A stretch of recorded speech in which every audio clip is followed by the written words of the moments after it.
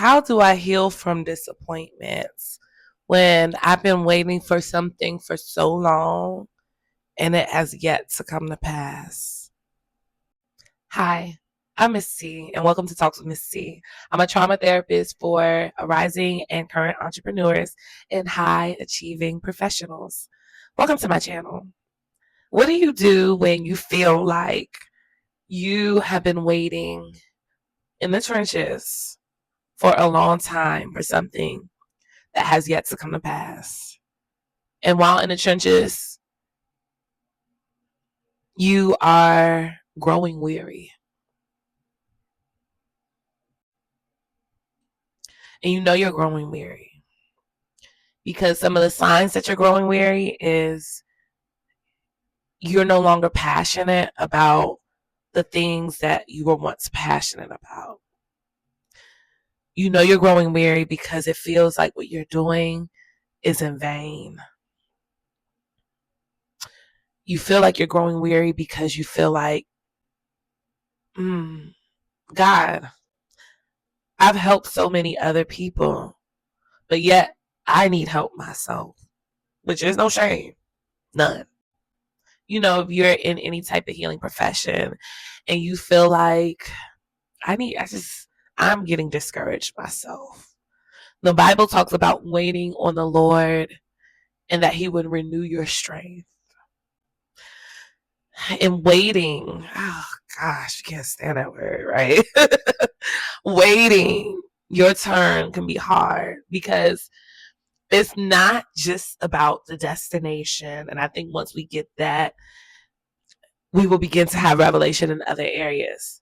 You waiting on a spouse is not just about a destination. It's not just about, ooh, we get to have fun. I get to do life with somebody. It ain't just about that, right? Because you can easily do life with someone and y'all not compatible. You can easily do life with somebody and you realize 5-10 years down the road, I don't even like this person. Okay.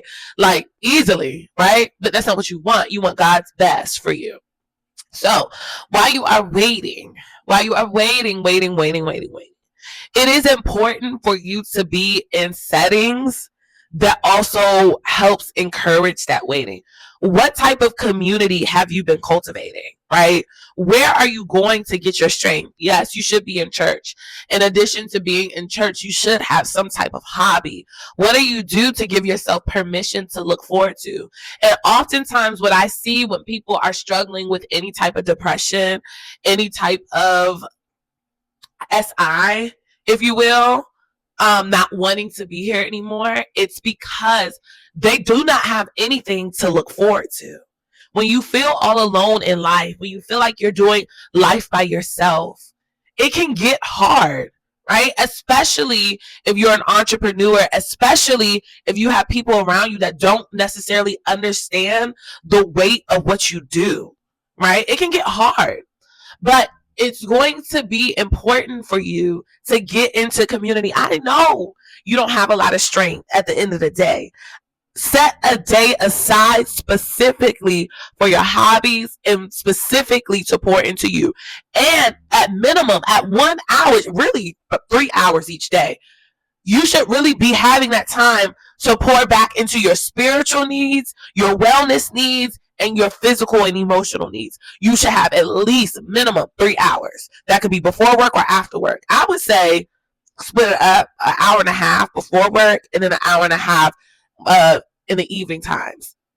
Because when you have that time to really pour back into yourself, you're bringing your best self to the table. When you're often depleted, I often tell people I do not function well when I'm going from meeting to meeting all over the place. Like, no, I need grace. I need a grace period. And that's just for my sanity, right? So I do that to make sure that I am showing up, because when it's my time to show up in the spaces that I need to show up for, I want to give you all that I have. I want to give you everything that you're deserving of. And it's not fair to you to bring a version of me that is depleted. So in this year of our Lord, 2026, we're getting hobbies. We're going to do things, right, that pour back into us. What are some examples of hobbies? Yes, going to the gym can be a hobby if that's what you like to do. And if you are a person that doesn't like the gym, like, and you want to do exercise classes, like, do exercise classes, do something. Do something that breaks your rhythm of your normal life. That's how you're going to meet people. That's how you're going to be able to do these things, okay? Do something a little bit different. And then examine the fruit of that result 4 weeks from now, okay? So I want to challenge you to do that. Remember, finding something that breaks your normal routine, okay? To give you something to look forward to and to pour back into you. Community is going to be important. Hobbies are going to be important. Balance is going to be important. God is a God of the spiritual, but he's also God of practical matters as well.